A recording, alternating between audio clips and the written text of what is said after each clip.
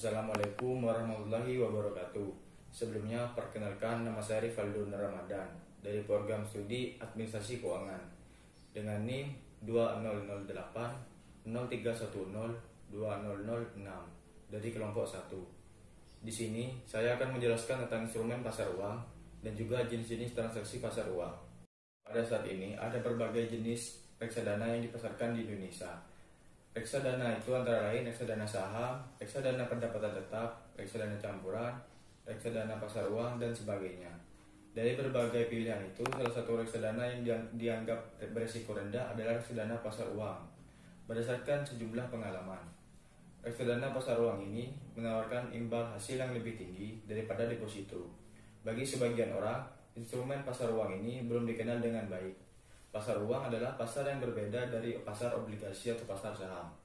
Pasar uang adalah pasar di mana aneka instrumen diperdagangkan dalam jangka pendek dengan rentan kurang dari 12 bulan. Pada umumnya, pasar uang digunakan oleh institusi keuangan untuk mengelola kebutuhan atau kelebihan kas jangka pendek. Dengan kata lain, pasar uang memiliki karakteristik yang berbeda dibanding dengan pasar obligasi, khususnya dalam hal tenor jangka waktu. Jangka waktu obligasi biasanya lebih dari 1 tahun, bahkan ada yang mencapai belasan hingga puluhan tahun. Dengan demikian, tingkat keuntungan dengan return yang ditawarkan instrumen pasar uang biasanya lebih rendah dibandingkan dengan pasar obligasi. Tingkat keuntungan itu biasanya sebanding dengan risiko instrumen pasar uang, yang biasanya juga digunakan oleh manajer investasi untuk penempatan dana investasi reksadana.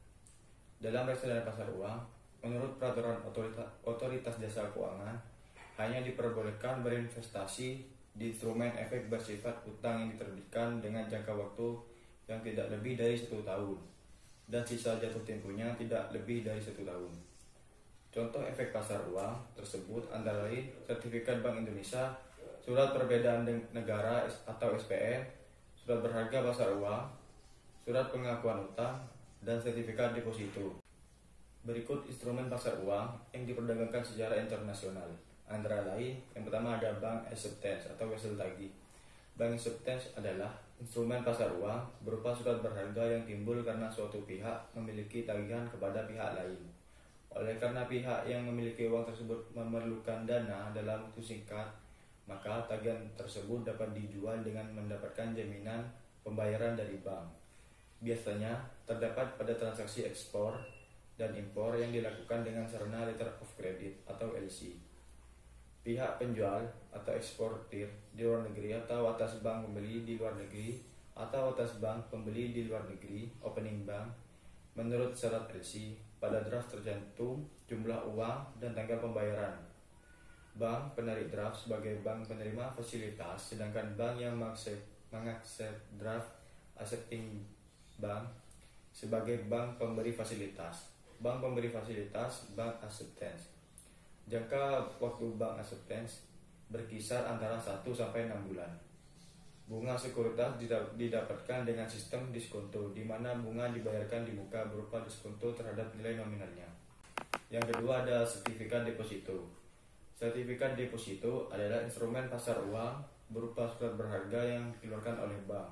Sebagaimana bank acceptance, bunga sekuritas didapatkan dengan menggunakan diskonto. Sertifikat deposito biasanya diperdagangkan sebelum jatuh tempo untuk mendapatkan nilai tunainya. Commercial paper. Commercial paper adalah instrumen pasar uang berupa surat berharga yang dikeluarkan oleh perusahaan swasta atau BUMN.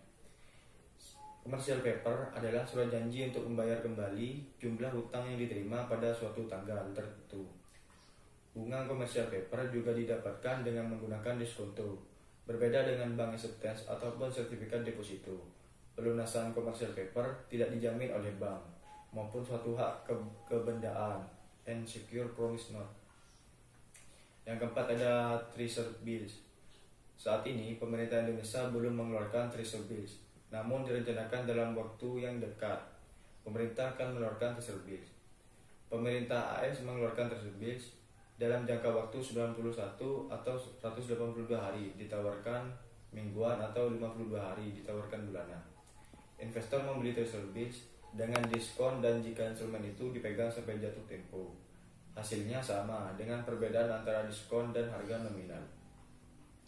Yang kelima ada repurchase agreement dan reverse repo. Repo adalah instrumen pasar uang yang berupa suatu perjanjian antara penjual dan pembeli atas efek-efek di mana penjual berjanji untuk membeli kembali efek-efek yang dimaksud pada harga yang disepakati bersama dan pada jangka waktu yang telah ditentukan. Reverse repo adalah merupakan kebalikan dari repurchase agreement, yaitu membeli kembali efek-efek dan investor berjanji untuk membeli efek-efek dan investor berjanji untuk membeli efek-efek yang dimaksud pada harga yang telah disepakati pada jangka waktu yang telah ditentukan. Sasaran dari transaksi repo ini adalah instansi yang memiliki akses dana antara lain bank pemerintah dan bank swasta, lembaga keuangan dan juga bukan lembaga keuangan, asuransi dan dana pensiun, serta perusahaan yang lain memiliki dana berlebih. Yang keenam ada catatan kota. Catatan kota ini hampir mirip dengan tagihan tracer, hanya saja tidak dikeluarkan oleh pemerintah, negara maupun pemerintah setempat, tetapi diterbitkan oleh pemerintah federal. Pada umumnya, catatan kota akan jatuh tempo dalam kurun waktu 1 tahun. Dan mereka juga akan membayar seluruh pengembalian saat sudah jatuh tempo. Catatan kota akan membantu pihak pemerintah dalam membiayai berbagai proyek modal seperti infrastruktur. Catatan kota juga bisa digunakan oleh pemerintah daerah saat mereka menggarap proyek untuk membantu meningkatkan pajak atau pendapatan lain di luar pajak. Yang ketujuh ada euro dollar. Euro dollar adalah setoran dolar Amerika pada bank asing atau cabang bank Amerika yang berada di luar negeri. Euro dollar tidak mengikuti peraturan yang sama seperti halnya deposito yang berlaku di Amerika dan juga tidak memiliki asuransi FDIC. Namun, bunga yang bisa diberikan cukup tinggi dan risikonya pun relatif lebih tinggi. Sedangkan instrumen yang diperdagangkan di Indonesia antara lain SBPU, itu surat berharga pasar uang. Surat berharga pasar uang merupakan instrumen pasar uang berupa surat berharga yang diterbitkan oleh bank yang ditandatangani oleh nasabah. Biasanya surat ini merupakan surat jaminan perlunasan utang nasabah kepada bank, yang kemudian menjadi hak si bank pemberi utang untuk memperdagangkan di pasar uang. Perdagangan surat berharga pasar uang ini bisa dilakukan antar bank komersial dengan Bank Indonesia atau lembaga keuangan lainnya yang ditentukan oleh bank. Dengan sistem diskonto. Apa itu sistem diskonto? Diskonto artinya potongan atau bunga yang harus dibayar oleh orang yang menjual wesel atau surat dagang yang diuangkan sebelum waktunya. Yang kedua ada SBI, yaitu sertifikat Bank Indonesia. Instrumen pasar uang berikut adalah sertifikat Bank Indonesia, yaitu surat berharga yang diterbitkan oleh Bank Indonesia sebagai bukti utang dengan jangka waktu pendek antara 1 hingga 3 bulan yang dilakukan dengan sistem diskonto. For your information, sertifikat Bank Indonesia ini menjadi mekanisme khusus yang dilakukan oleh Bank Indonesia demi mengendalikan nilai rupiah agar stabil. Dengan memperdagangkan sertifikat bank sebagai instrumen pasar uang, maka diharapkan akan lebih banyak uang primer beredar yang bisa diserap oleh negara. Yang ketiga ada promissory note. Promissory note adalah nota yang kemudian dapat diuangkan, yang berupa surat kontrak bahwa suatu pihak akan membayarkan sejumlah uang pada pihak lainnya sebagai pelunasan utang. Dalam surat kontrak tersebut tercantum dengan jelas jumlah pokok pinjaman beserta bunga jika ada tanggal jatuh tempo pembayarannya. Kadang ada juga dicantumkan kesepakatan yang sudah disepakati jika sampai si pembayar gagal membayar. Surat promes ini bisa diperjualbelikan dalam pasar uang asal memenuhi persyaratan tertentu, seperti yang dicantumkan dalam pasal 174/177 Kitab Undang-Undang Hukum Dagang atau KUHD. Yang keempat ada deposito. Deposito merupakan instrumen keuangan yang dikeluarkan oleh bank berdasarkan simpanan nasabahnya dengan periode sudah jatuh tempo serta pada tingkat suku bunga tertentu. Yang kelima ada repo, repurchase agreement. Transaksi repo adalah saat pihak bank memperjualkan sekuritas untuk bisa menghimpun dana dalam jangka waktu yang pendek lalu berjanji untuk membelinya kembali dalam periode yang cukup singkat.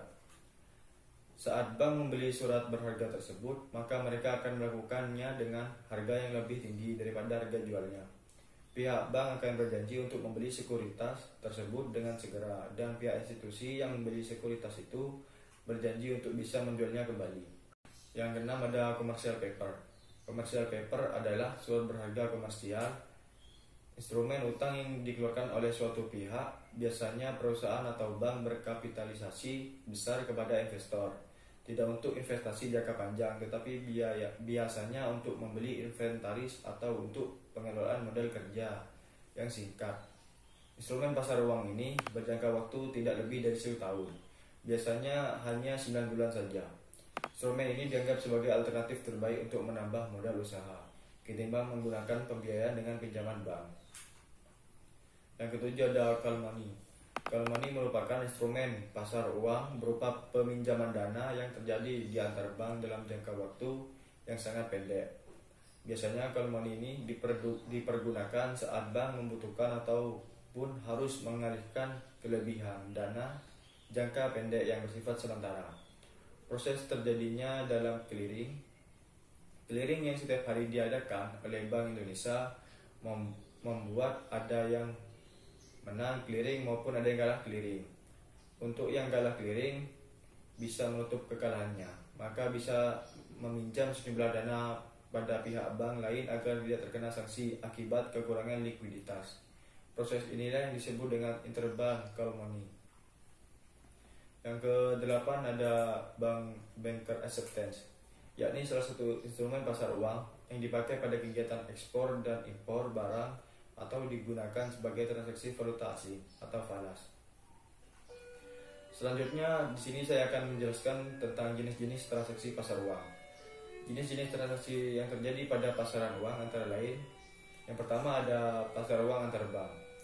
Pasar uang antar bank adalah transaksi penyerahan sejumlah kelebihan dari suatu bank kepada bank yang lain. Bank yang memiliki kelebihan dana disebut kelebihan likuiditas, sedangkan bank yang kekurangan dana disebut dengan kekurangan likuiditas atau kalah clearing. Yang kedua ada sertifikat Bank Indonesia atau SBI. Sertifikat Bank Indonesia adalah jenis surat berharga yang dikeluarkan oleh Bank Indonesia selaku bank sentral, yang dimaksud untuk dibeli oleh bank umum dengan nilai nominal yang sangat besar. Tujuan Bank Indonesia mengeluarkan sertifikat tersebut adalah mengurangi peredaran uang di dalam masyarakat. Yang ketiga ada surat berharga pasar uang.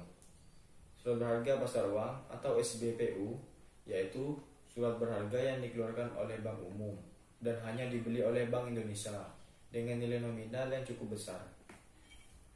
Tujuan adanya SBPU ini adalah meningkatkan likuiditas bank umum dan untuk menjaga laju inflasi. Yang keempat ada sertifikat deposito. Sertifikat deposito adalah semacam surat berharga yang dikeluarkan oleh bank dalam nilai nominal tertentu sebagai surat atas unjuk. Yang terakhir atau yang kelima adalah pasar valuta asing atau bursa valuta asing.